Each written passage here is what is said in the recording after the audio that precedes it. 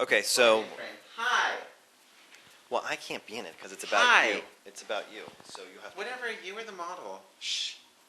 Okay, so It's a mess. we are now. This is the after, and so I'd like you to. It's the aftermath. It's the afterglow. Yeah. Afterglow, you perv. Oh my god. The lights. Oh. Anyways, you want to turn that light on? No, that one burned out. Oh, okay. So, I want you to explain to the audience, since this is the after, what, You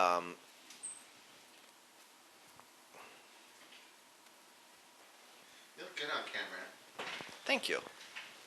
I feel it's my destiny. Your destiny. That'll be your rap group. Wasn't it a rap group? Okay, what do you want me to explain, honey? I would like you to explain, since this is after, since we did the before earlier, since this is after, what took place, what did you notice, and what can you explain to... What took place was I cut your hair with a pair of clippers. I started off with a number 2 guard, which gave me the right amount of length to go through and cut your hair all down, so it was. Okay, well let's back up for a second. Let's back up. So I sat down in the chair, and you noticed right away what? That your hair was really super long and bushy, and that you had chopped up the back of your head by yourself one day. And the reason that you noticed that it got chopped up, in your words, is because why? Well, in most humans' words, if they would have looked at the back of your neck, they would have said, "Oh my God, it's all chopped up." I mean, most hairlines don't necessarily go at a angle like this. They pretty much go like this across the neck, not down. What is this, 45? What happened on the other side? I just cut it up a little higher and tighter than usual. Okay, so what would you recommend to clients who get hairy necks within a week of their haircuts? Come let me fix your hairy neck. What the hell's the matter with you?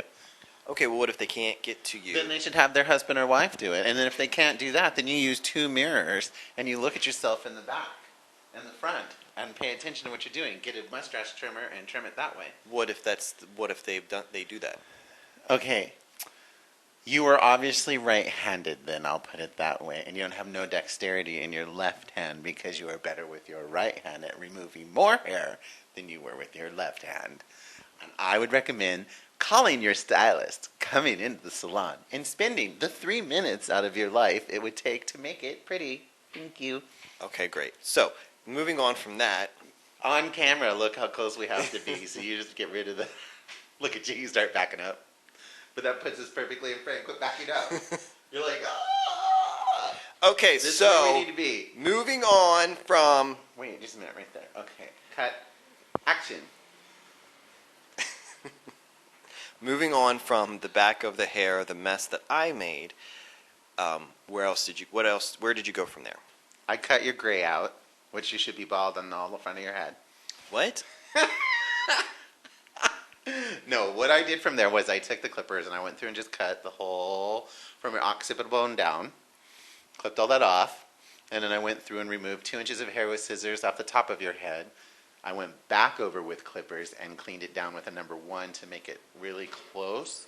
I blended the ridge area here into the top of the head, and that's all it really took. It was easy. And then I went back around your ears and cleaned it up. So for a haircut like this, it looks pretty simple, but I'm sure there are people who make a lot of common mistakes.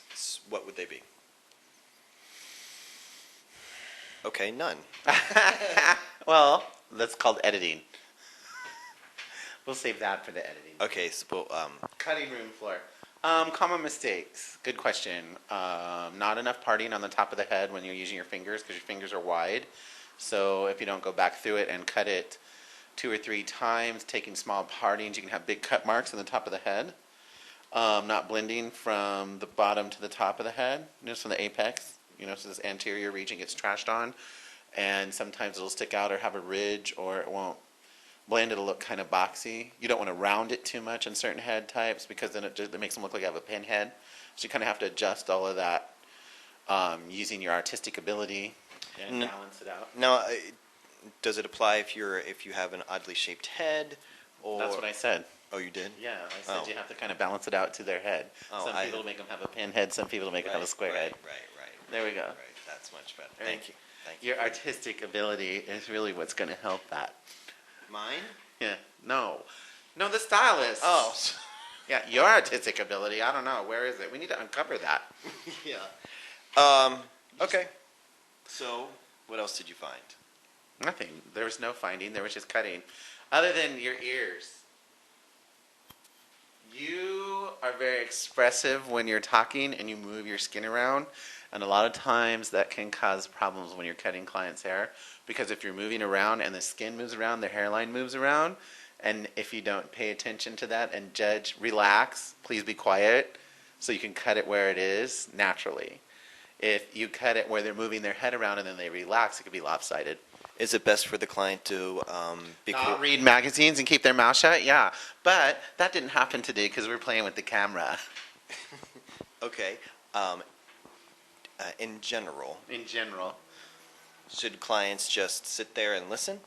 I think clients can participate, but I think it's up to the hair care professional to be aware of what's going on. If you have a very animated and expressive client, like Matthew, you need to call that attention and hey, be quiet, sit down, quit moving, let's look here. I have to say that since there wasn't music playing, that I was pretty subdued. Yeah, right, because if there was music playing, what would have happened? I'd be singing. And Yeah, dancing. right? Thank you. Right, now cut my hair, make it even.